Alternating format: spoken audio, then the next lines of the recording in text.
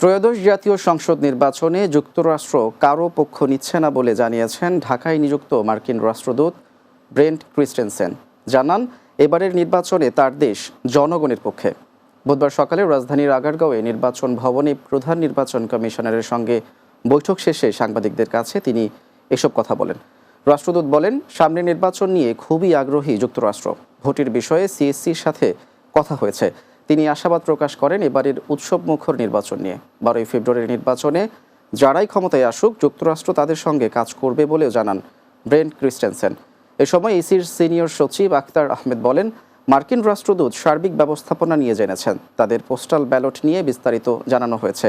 ভোটের আচরণবিধি, আইন শৃঙ্খলা পরিস্থিতি, ভোট কেন্দ্র ও যাতায়াতের ব্যবস্থা নিয়েও কথা হয়েছে বলে জানান তিনি। I hope that it is a festive election day, that the Bangladeshi people are able to go and express themselves, and that you have a very successful election. I feel very good about the information the Chief Election Commissioner shared with me.